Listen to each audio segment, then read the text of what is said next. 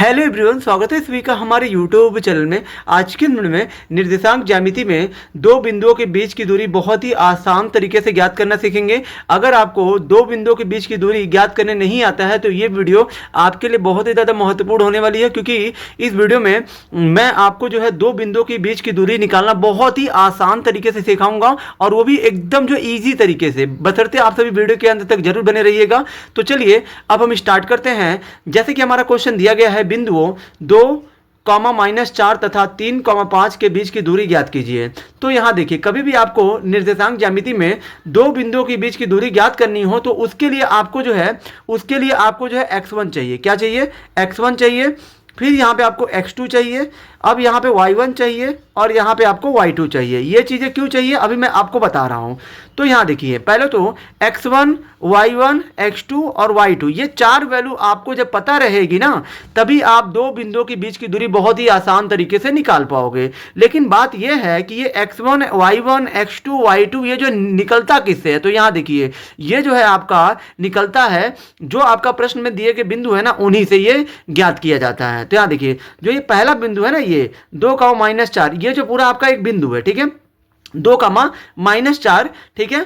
इसमें जो ये पहला मान होता है ना, ये जो पहला संख्या या मतलब अंक होता है, यही आपका x1 होता है। ये जो 2 हो गया x1 और कामा y1 जो होता है ना, अगर ये वाला आपका x1 है तो इसके बाद वाला वैल्यू यही आपका y1 होता है। सही, ये वाला अगर जो x1 है तो इसके x1 के बाद वाला वैल्यू y1 होता है, तो y1 हो जाएगा -4 हो जाएगा।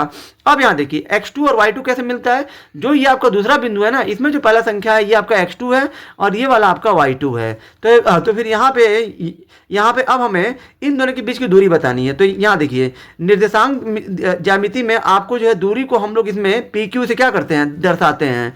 ठीक है, निर्देशांक ज्यामिति में हम जो दूरी को PQ से क्या करते हैं, दर्शाते हैं। तो फिर यहाँ देखिए, निर्देशांक ज्यामिति में दूरी का सूत्र होता है x2 माइनस में x1 का होल स्क्वायर प्लस यहाँ पे होगा y2 माइनस में y1 का होल स्क्वायर। ठीक है, अब यहाँ देखिए, x2 का मान यहाँ पे आपका हो जाएगा 3, तो यहाँ पे 3 लिखिए, माइनस x1 का मान हो जाएगा यहाँ पे 2, तो 2 लिख दीजिए, और यहाँ पे स्क्वायर है तो स्क्वायर कर दीजिए। फिर प्लस y2 का मान कितना है, y2 का मान आपका 5 है तो 5 लिखिए, और ये माइनस है, माइनस करिए, और ये y1 का मान भी आपका किस में दिया, माइनस में, तो ये माइनस है तो यहाँ पे भी आपका कोष्टक बन जाएगा। ठीक है, -4 होगा, क्योंकि यहाँ पे भी माइनस तो सूत्र में होता ही है, लेकिन ये y1 का वैल्यू भी माइनस में दिया, इसलिए -4 कोष्टक में लिख देंगे। ठीक है, और ऐसे कर देना, और इसका स्क्वायर है तो स्क्वायर, और ये पूरा रूट है तो रूट बना दीजिए। ठीक है, अब यहाँ देखिए, यहाँ पे अब आपको क्या करना है, कोष्टक को पहले हल करना है। 3 में से माइनस करेंगे 2, तो 1 आएगा, तो 1 का स्क्वायर कर दीजिए, प्लस अब यहाँ पे 5 है तो 5 लिखिए,